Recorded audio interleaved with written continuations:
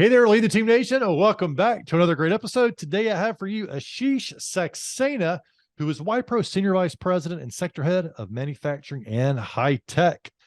Wipro Limited, in case you're not familiar with it, is a leading technology services and consulting company focused on building innovative solutions that address clients' most complex digital transformation needs.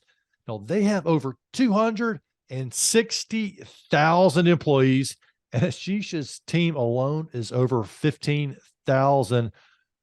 I mean, I'll tell you what, my hometown was 16,000 people. So Ashish's team is basically the equivalent of my hometown growing up. Holy smokes. And Ashish has over 25 plus years in his career demonstrating visionary leadership and outstanding performance, managing Fortune 500 and Global 1,000 client relationships. And he also served for over 20 years as a leader over at Tata Consultancy Services. And he received his MBA from Rutgers and also completed the advanced management program over at the Wharton School. Ashish, welcome to Lead the Team. Thank you, Ben. Thank you for having me into this podcast. Man, it is so good to have you on. As I mentioned earlier, that's a lot of people on your team. For the leaders listening today who might be managing a team of one, or might be managing a team of 10, 20, 30, what is the biggest challenge with leading a global team of 15,000 employees? Ben, it's a complex role, but one thing I want to start with, is always I tell the team, have the belief in themselves. Having a belief in themselves, having the belief in their team, having a belief in the company, and having the belief on their leaders. That gets me going, and that's been one of my mantra to my team as I wake up every morning. That's great. So and I think that's really important. So it's a complex team. You all are up to a lot of different activities, 15,000 around the globe. And it sounds like you're really focusing on one key thing initially, right? And this Yes. idea of belief. So what do you say to somebody who they're like, belief in myself? Like, how do I go about doing that? I mean, where do you start with believing in yourself? So one of the things, if you look at it, my journey, Ben, I started with a very humble beginning. I was born in a place where there was not even electricity. And today I'm doing a podcast with you. Wow. Very proud of my journey, very proud of my journey. And what got me going is the multiple phases of beliefs, and if you look at it, there are successes, there are challenges in the career. But, every time you succeed, you believe in that you have done it. You have did it because of your team support. You did it with your leadership support. But if you have not succeeded, you learn through the mistakes, but you also believe that you will do better next time. And that gets me going, Ben. And we've been doing this, and I don't know whether you've watched this show, Ted Lasso. It's a very famous show. Of course, yeah. It's a whole, and I never found that word before, but once I watched this show, I got this, metaphor right. And because if for the listeners listening in this, Ted Lasso show is about a coach who's, coaching American football, goes to London, teaches a soccer, but he didn't know the soccer, but what he brought in the belief in the team, what he brought in the togetherness in the team. And of course, the season 3 is out there, but the transformation of his team was amazing. And that's something I want listener to watch and also learn from the journey of the coach and my journey along with that. Yeah. Thanks for mentioning Ted Lasso. I mean, you can never go wrong mentioning that show. I went a long time without watching it, and someone on the interview came on. I believe it was I can't remember specifically the interview, but they talked about the idea of having the memory of a goldfish and how it's the happiest animal on the planet. He's like, what's the happiest animal on the planet? It's goldfish. They have a short memory and they're able to move on. And I'm like, I've heard that, but I haven't watched it. And multiple people reached out to me after that show, and they're like, Ben, that was a great interview, but one of the biggest things I took away from that is that you haven't watched Ted Lasso yet, and you need to do it. So it's obviously a high impact leadership lesson there. But I want to scroll back to something that you mentioned. You said humble beginnings. You said growing up without electricity, and now here you are on a podcast. talking about leading 15,000 people in a technology, oriented company. What was it like, growing up without electricity? Because people may not, be familiar with what that's like. It was not easy, I was born in a very small village in India. There was not electricity for first 10 years. I was studying in a lamp with a kerosene lamp. I don't know whether you have ever even seen the kerosene lamp where you watch, Yeah. you study. And my father used to take me to the, school, which was like 10 kilometers or 5 miles away. And I will go to the bicycle, and then I come back in the evening and study. And I will have to study and manage the time, because there is not enough, time in the evening, because there's no electricity. But my perseverance paid off. My parents' guidance paid off. My source of inspiration that time was my parents, and they always made me believe that I can do better, continually do better in life. And Okay. but you can only visualize. You've gone through with that, when it's very difficult to explain how the life was. But we work together very hard as a family, and come a long way from there on. So your parents encourage you to keep studying, and it sounds like they encouraged you to believe in yourself and believe what's possible, maybe even beyond the village one day. Yes. So after my 10 years, I got a admission into a school which was difficult to get in. It was English medium school. So first, moving from a place where you were born without electricity and getting an admission to an English medium school, that itself was the first possibility I could see. And from there on, of course, then I continued to build through that. And it was a military school. So I got through a very regimented, kind of education system. I got a very nice friend from a variety. So I learned about diversity. I learned about working through a various type of people coming along with you, because I was coming from a very different background. Wow. So thinking about that today, what's the bit of advice that you would give your younger self back then, knowing that that your parents already instilled the believing in what's possible, but what else comes to mind? Giving yourself advice at that age. The second thing comes into my mind was the grit. And I will bring the reference of this book from Angela Duckworth. I didn't have that word previously in the mind, but now I can put this in the context. She talks very nicely about this grit quotient. And Ben, I don't know whether you read it. Grit is the composition of perseverance and passion. So perseverance plus passion into, equals grit. Yeah, Angela Duckworth. And she's talking about your military school. She did a lot of study in West Point, right? At Beast Barracks, which is where she really, I guess, based a lot of her research on what she discovered there. Yes, I read that. And her first research was, she was invited into the West Point school, where she has to study the predictive success score of some of the student coming in. And results were very different based on what you would see based on the performance in the high school versus what you see in the West Point. And what she came to conclusion is the success mantra for people, or predictive success score for the people in West Point, was a grit. And she found the word grit, and which is a composition of perseverance and passion. And she says 50% comes from passion and 50% comes from perseverance, and that makes it a grit. So it was amazing story in the context of looking back now, what it mean then, and now Angela put it very nicely into the her story of West Point and several other research thereon. By the way, I had opportunity to meet with her in one of the Wharton Business School session, and now she's doing a lot of work with the creating a character lab in Wharton, and she's the character lab at Wharton, right? She's I mean, it's so many cool things coming out of that. Now, I see a challenge here, and you can tell me how you navigated this. So you came from humble beginnings, as you've explained, leading a team of 15,000 people. You talk about belief and grit being so instrumental.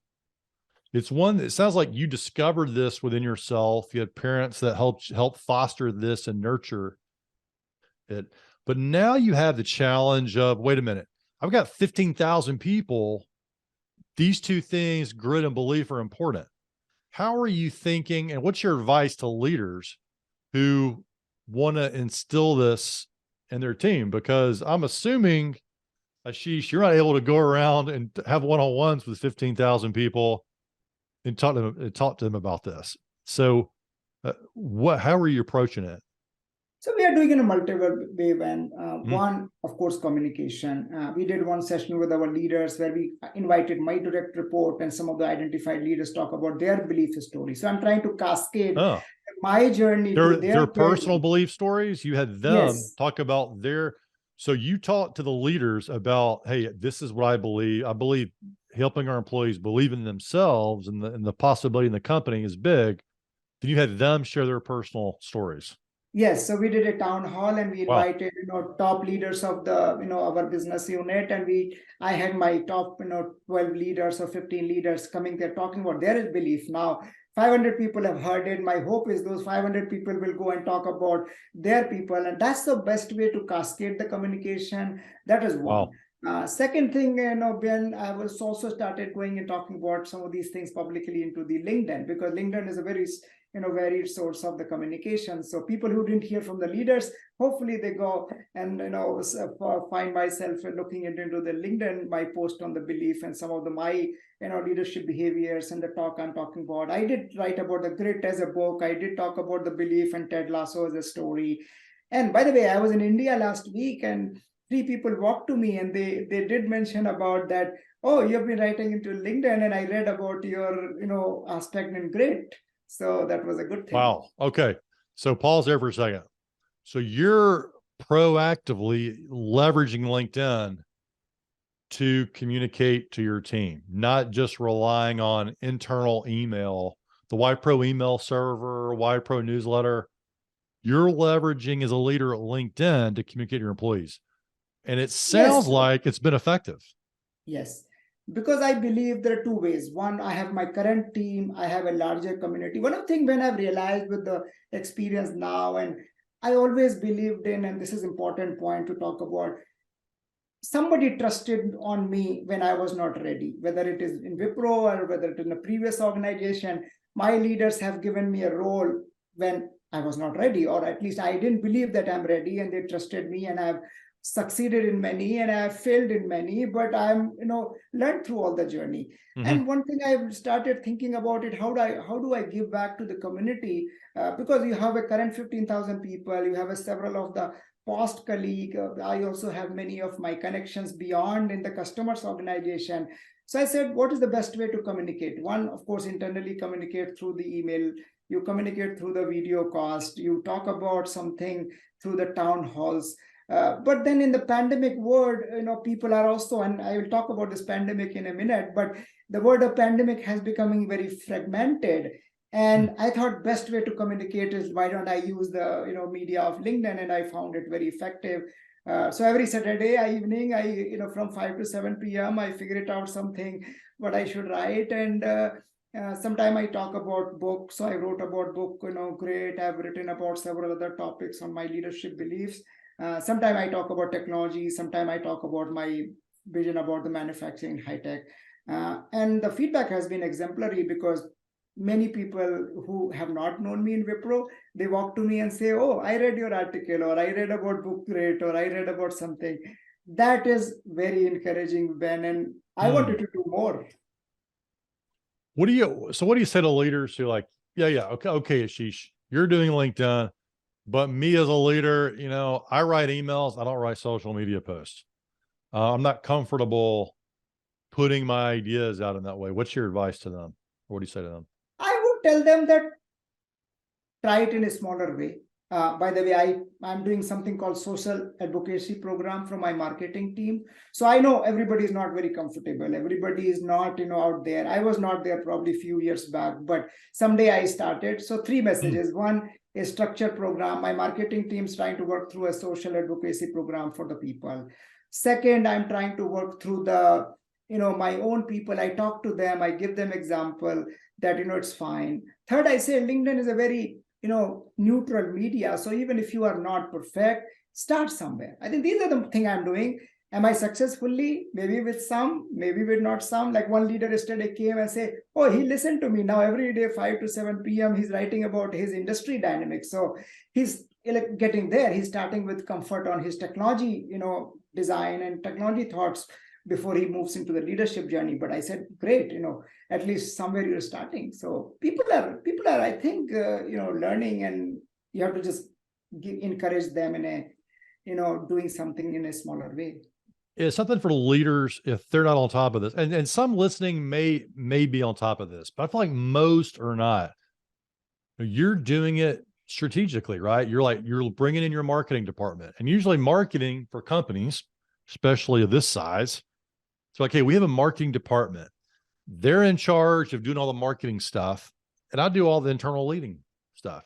But now the expectation, and this is coming so quickly, where marketing is partnering with leaders to help them get their message out. And of course, sometimes we're being hired by companies to help leaders amplify that, because it's almost becoming expected that leaders are going to have a voice outside the company, not just on the town hall. So and Ben, you're really two important point here. I want to bring a perspective there. One, I have started talking to the team that amplifying the voice is important. Creating your own brand is important, because the word is fragmented. Everybody is very busy. Until unless you talk about it, until unless you advocate about yourself, and in a nice, humble way that, something you can give back. So it is important. I have been talking to my team that making your effort to letting them know what they are doing well.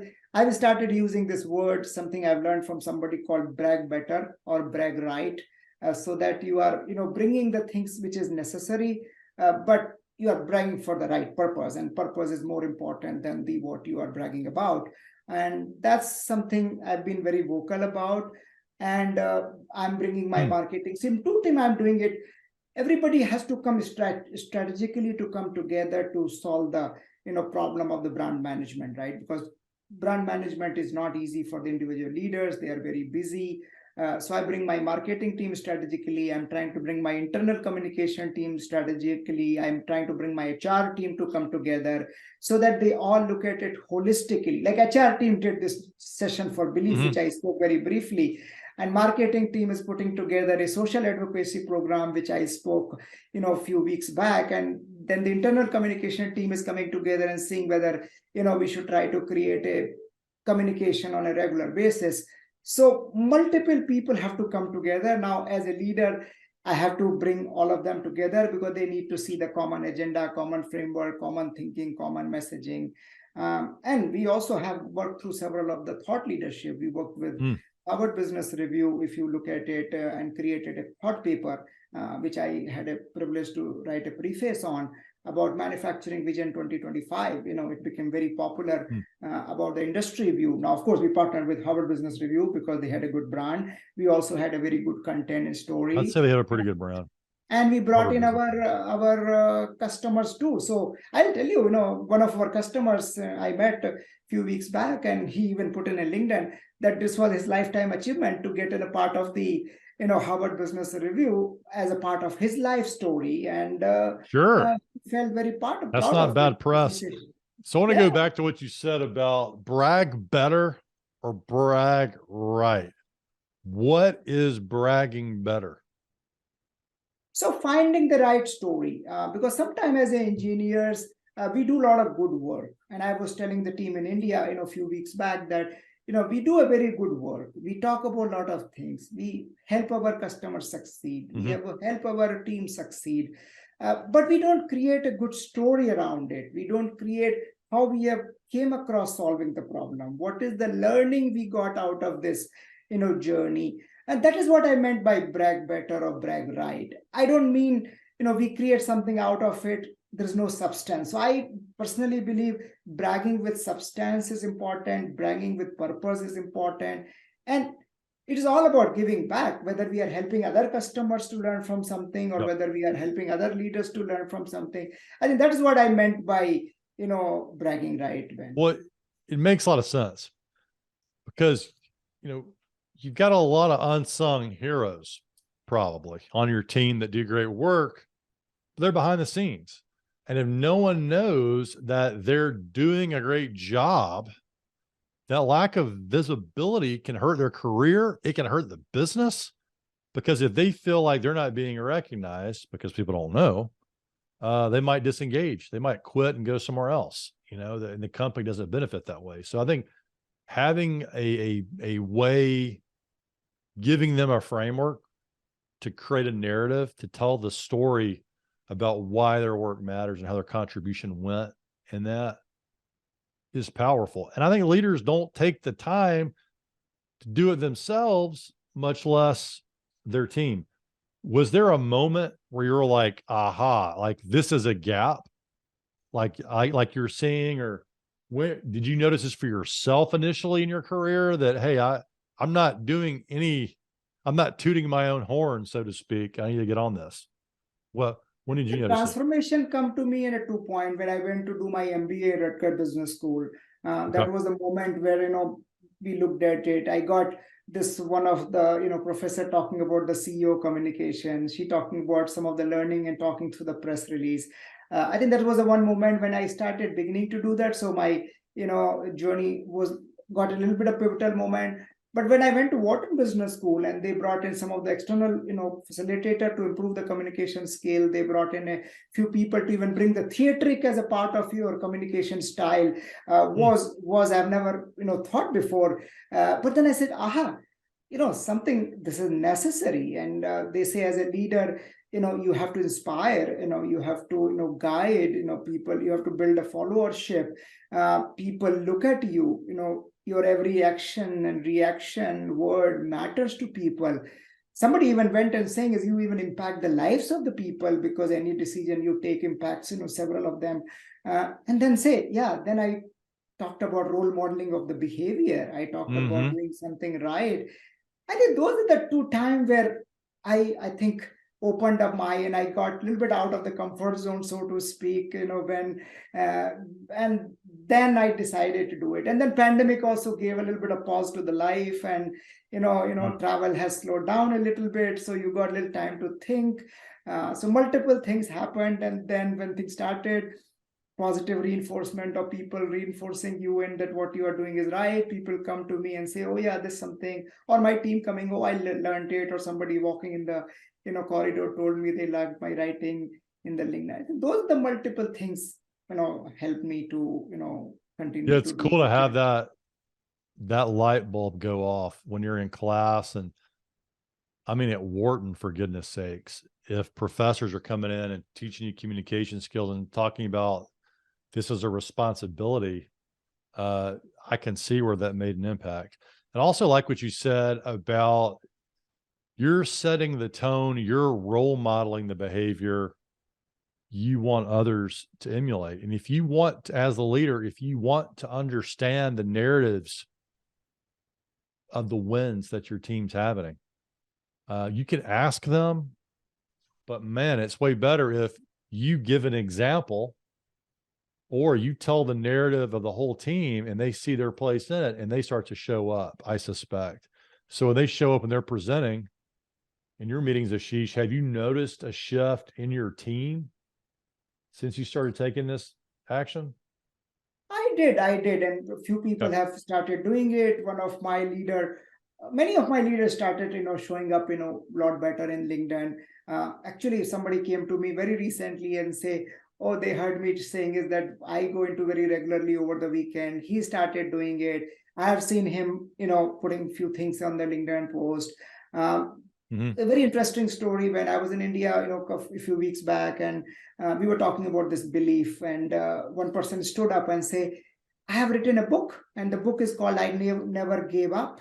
And I put in a recently on the LinkedIn coming back from the Bangalore, and I wouldn't have ever known if I wouldn't have given this platform to team to Mm-hmm. talk about. Oh, there's so many success stories. There were so many people are doing the good work, but if you don't give them a platform, so thinking back, coming from there, I said, maybe we as a leader need to give platform to the more people, whether it's a virtually or whether it is in a form of town hall or whether it's a form of any kind of a media support. And I found an author in my team, which I wouldn't have even find it if I wouldn't have asked him to or team to talk about their own success story. And it's a beautiful book of his life journey called I Hmm. Never Gave Up. And this is something very resonating with what I probably, started, many years back. So what's your thought about how that might cut both ways? So on one hand, you're giving voice and a platform to your employees, okay, and your leaders, and you're helping them develop their own voice. But also, the risk is potentially they're getting a call from a recruiter like, hey, I saw you on LinkedIn. You're doing a great job as a leader, and you might lose them. So, how do you think through this possibility here? If sort of how There is always a possibility. There is a need for the great talent across the world. What I always believed in, Ben, is you have to develop the people for them to do better, but you have to continue to do the things for them so you retain them. This is a famous thing. One of the CEO, he was talking to CFO, and CFO said, why to train them if they leave them? And CEO said, if what if they stay and they don't perform? It's a very long back. It's he said, few cartoon came out many years back. I'm sure when you saw that. yes, So yes, I'm a yes, believer on that, grooming the people to do their best, because as long as they're with us, I want them to do better. I want them to continually yeah, getting themselves, groomed to the next role. I should be able to promote them, because if they do well, and if they get noticed by the external world, they will get noticed by my customers, they will get noticed by my team. So finally the rewards are many and the risks are less, and then we as a leaders have to manage the end. That's where the talent management, the attrition management, the motivational management comes into play. I think the upside is many, then the downsides are few, which we all as a leaders have to manage. Everything what you do, there is some upside, there are some downsides. So when's the time you had an unexpected twist or failure in your career, and how did it lead to your success or growth on down the road? So, and as I said, there are always many successes, there are many failures. I would, everybody's journey is all about mix of that, right? It's a bouquet of success and bouquet of failures. But one thing I would want to talk about, one time I was working in a role, which was a new role. I was into a location which is in a little bit more newer to me, and unfortunately, that role didn't work out in the way I would have expected, or my leader would have expected, and they said, maybe something you want to look for differently.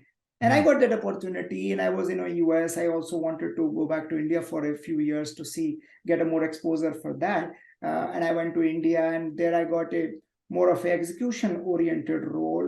What we call in our term is called a delivery of organization. And the first role I got in a very unique geography, and when you will laugh at it, it was a new program, but it was for a Japan geography. And Japan Yeah. as a culture is a very different culture. And I used to travel every month there and work on something which was very fascinating. What I learned there, first thing is culture is very important, because I was living in US, but one first time I got exposure for a very different culture which I didn't had a exposure to. And while doing a business, the culture plays a very important role. So that's first learning. Second is, it was a new thing for me. I took a risk. It was unknown. It could have succeeded, it could have failed, but then I took it based on the belief which I spoke, very beginning part of this podcast, man. And you know long story short, it worked out very nicely, and then my portfolio got expanded many fold.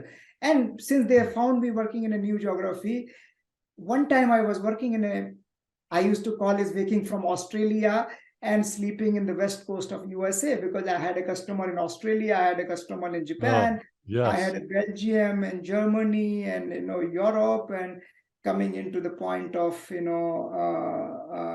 US. And that gave me a very good exposure of leading the team, very good exposure of working through Yes. multicultural aspect. And I think that failure, in hindsight, if it wouldn't happen, I wouldn't have traveled to India, I wouldn't have got an execution role. I probably wouldn't have worked in a multicultural environment. And when I came back, now putting in the context of this role, I always keep the culture of a customer in the context of every time we serve them, because even within the US there are many cultures, right? So with another culture, Southern culture, West culture, East culture in the US. But my root of that learning was from that Japan, in terms of how you look at the culture of the customer's organization to serve them better. And once you understood that, I think technology solution is easy, because knowing that nuance is important. Yeah, such a great story. And understanding that culture is not just about the country's culture. It's segmented to the company, to the group, and paying attention to that. Because I suspect, from a leadership standpoint, you're going to be able to lead with more intention and communicate more effectively if you understand the culture. And you also, of course, be able to sell better and consult better when you understand the culture. So what a great place to start. Now we're just about out of time here, but I got to ask you, because your company's so global, you gave a great example of working globally there. What is, and you talked about the part of your day when you do LinkedIn, but what does a day in the life look like? Because my clients, even and myself, working with clients and customers and my team in different time zones can stress your leadership and stress your lifestyle. Disruptive to sleep, disruptive to just being out in the world. What's your advice for having some work-life balance, keeping perspective and leading when you have to stretch across multiple time zones? Yeah, no. So if you look at it, Ben, from my day perspective, some days are different than others. But the typical day I would describe into the 4 category. One, focus on customer, because there are many engagement you do, work with customers, you engage with customer on a very regular basis. And I'm a very customer focused leader, so I do want to spend time with my customers quite often. Second, you want to spend time with your team, because your team needs your guidance, your team needs your directions. You might want to engage and communicate with that. So that's the second part of the day. But the 2 other part of the day, which I don't want to bring in to bring the holistic picture, is the life, the personal life, and how do you make sure that you spend time with family, you balance that part of it. And the 4th one is my own personal learning and growth. So I do put some time on thinking on my calendar. I do put some time on my calendar to read the book in a very strategic manner, or read some article, or write some article. So these are my 4 kind of components. So working with the customer, working with the team, make sure I have enough time with the family, and spending time with my learning and growth.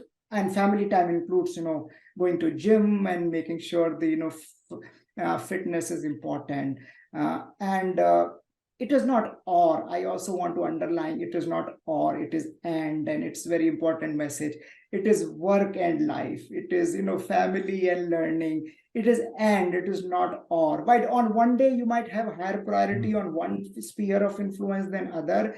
But I'm trying to keep this underlying element. It is and is something is why I want to give the team there. I'm fortunate, and this probably goes back to my team. If you build a stronger team, if you are able to manage your calendar better, if you're sharper on that, I do find enough time. While it's a global team, my teams are in a global, so typically the time zones are there. But I do put some boundaries around taking a call after a point, and maybe sleep 6 to 7 hours every day if possible.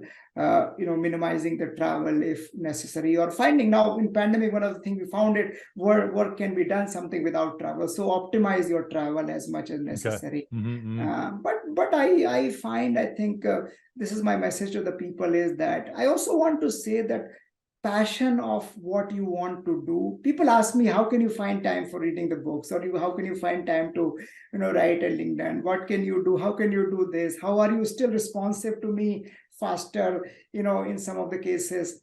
And I always say, I choose what I want to do, and it is all about your passion. And sometimes I push back my people. I said, if you're passionate about something, you will be able to find a time. Just go back. Is it about your time management, or is it about your passion for something? I think answer lies more on the later part of it. At least I can very proudly say, but kudos to my team, because they do a lot of hard work and I guide them. So building a team, and I think this is the purpose of this podcast, is the leading the effective team. Once you do it, I think you'll be able to manage the, your day a lot better. Yeah, it's a great dichotomy, and it also is, it kind of over like a Venn diagram too, in both ways, where you've got passion and you said time management. Now, I think most people default to where they're comfortable and looking at time. And that's something we're familiar with. This is how many hours a day we're trying to prioritize within that. But this thing, passion. Now, some people might say, well, that means you got to really love it and got to stick to it and just be energized and excited every day, even when you feel like it's a grind. But when I hear passion, I think of it a little bit differently in terms of how you're saying it. To me, what I hear you saying is passion is the determination to figure it out.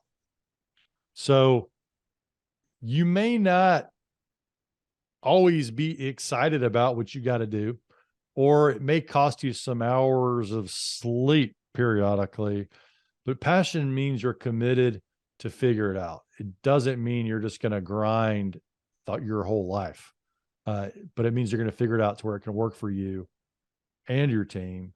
And if you're passionate, you're more likely to engage people in problem solving conversations. You're more open to talking about your boundaries and other people's boundaries, and you're more open and more proactive. But I don't want to put words in your mouth, but how does that resonate? Because I think that's how I heard what you just said. I just want to make sure. No, you absolutely got it right. Yeah. It's all about figuring it out. It's all about prioritizing.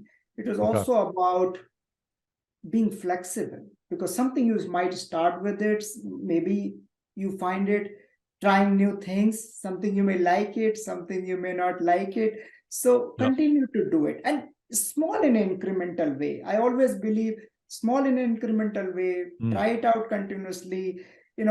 Success comes in, cherish it. If you don't go through you learn through it, just move on and then continue to do it. And that's the only thing. It's not easy. Time management is not easy. If I would have said it, I have figured it out, I would be giving a wrong message. But every day you have to try. Every day you have to think what is important. And then, someday maybe not. But then don't sweat about it. And if someday you have to go longer than a typical day, it's fine. As long as your average is better than what you think, you would be okay. So I don't want to try to perfect a day. I want to make my average day look better. Oh, nice. I like that. Ashish. Well, Ashish, thank you for coming on. I like not the perfect day. I'm trying to make the average day better incrementally every day, because that makes it way more attainable. And it's a really cool way to instill continuous improvement, I'd say. What's your final message to our guest today? I would just say, believe in yourself, believe in your team. Everybody has journey. My final message is about a poem, Ithaka, which I've learned in Wharton. Journey is more important than destinations. We as a leader, destination keep changing. Enjoy the journey. Every moment is important, and have fun along the way. That is my final message to the people. I love this poem, Ben Ithaka, and I uses it in many places since I've learned about it. Journey is more important than destination. But thanks for having me in this podcast. I really learned it. Hopefully, listeners will learn it. But as I said, my journey continues. So this is probably a stop point for what I've shared so far. But I would love to continue to share what I learned from here on. All right. Thanks, Ashish.